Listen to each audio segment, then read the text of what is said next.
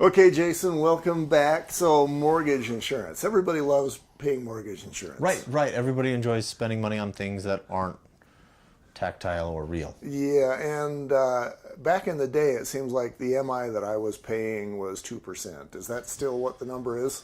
It's changed a bit, and they keep changing on us. Okay, so it was 1.75 for a minute, but it never really happened, and now it's back It up was to actually the upfront mortgage insurance premium is 1.75. It has been for a little while. That's changed over the years, but right now it's 1.75, and that is the same on any FHA loan. You get that, you're going to pay your 1.75. What you do with an FHA loan is you get your $100,000 home, right? Right. And then you're going to put your 3.5% down, so you've got a 96.5% loan to value.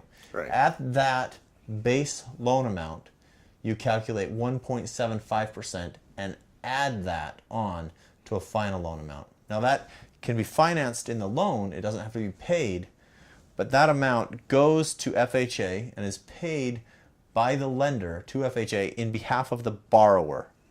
We're buying a $100,000 home, putting 3.5 down, came from grandma, but we're having another $1,750 added to the loan, which goes to FHA. Right. But that doesn't cover it because I'm also paying MI every month. Monthly. So this is one of the reasons FHA can be more lenient on credit score, bankruptcy, foreclosure, is they charge more. So any way you look at it, in the mortgage world, you're buying money. And the riskier you are, the more you're going to pay for your money. Right. So a lot of times people ask me, what about first-time home buyer programs? What about this program? In most cases, the more money you borrow, the riskier you are, the more you're going to pay for your money. Just flat. Yeah, that just makes sense. I mean, if I was on the other side of the coin and I'm the one with the $100,000 that I'm loaning somebody, I'm going to do a worse interest rate if I think they're risky. Exactly. Okay. So right off the get-go, FHA, you're paying your 1.75. You can pay that at closing or have the sellers pay it at closing as long as every penny of it is paid at that time. The other mortgage insurance with FHA is the annual mortgage insurance premium, which is divided by 12 and paid monthly in the mortgage payment. Typically, as of right now, it's going to be a 0.8% or a 0.7% of the loan that will be paid monthly. This changes for the down payment amount and the mortgage amount, the loan amount, but typically people getting FHA loans are going to put your 3.5% down. The other thing is if you're putting 10 or more percent down, mortgage insurance will in fact fall off on FHA loans right now after 11 years. Oh, well, I would hope that after 11 years you'd be past your 20% and then you could refinance another way, but maybe that's not for everybody. Typically 11 years is where you hit your 80%. So then basically, let's say that I'm buying a $200,000 home. Okay. So 0.8%, you're going to have about 160 bucks a month on that total. That is addition to whatever I'm paying for the rest of the loan. Right. That's the chunk. Mortgage insurance. As the homeowner, I'm going to feel that 160 bucks on my $200,000 house. Mortgage insurance for FHA, if you had a well-qualified borrower, like just for instance, it's almost double what it is for conventional.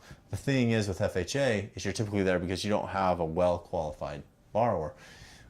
The thing where FHA really shines is, of course, bankruptcy, foreclosure, deed in lieu foreclosure, but also if their credit score dips below about 700 is where FHA gets really attractive, because conventional loans are historically backed by companies and people, and so the worse your credit score gets, the higher your interest rate gets, the higher the mortgage insurance gets, and right at that about 700 credit scores where FHA, the payment is actually lower because of how high interest rates get conventional. Is it fair to say that conventional is primarily meant for people that have, they've got the money, they've got the down, they've got the job that they've been there for the last 1,000 years, and they've just got everything put together? Yeah, that's where conventional shines. Okay. So first-time home buyers, people coming out of rough situations is where FHA shines. It's what it was made for.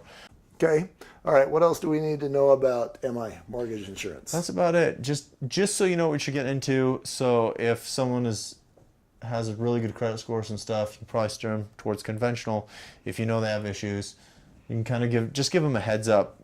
Your lender will help you walk through what the payment will be and what mortgage insurance will be, so you don't need to worry about calculating it. Just give you an idea of what it will be. Yeah, I think it's helpful, though, for a realtor to have a certain amount of this kind of information at hand. Obviously, you can call a mortgage guy like yourself and get those answers. But man, if you've got this information on just on the top of your head, you can say, for example, you might be perhaps a better candidate for FHA because your credit score is 640 or whatever, and you can count on that MI payment being $160 on a $200,000 home. Just having those numbers, I think if I was the buyer, I would be impressed. I'm the engineer. I like numbers, and so for somebody to be able to have numbers like that would impress me as a buyer if those numbers are being thrown out by my realtor.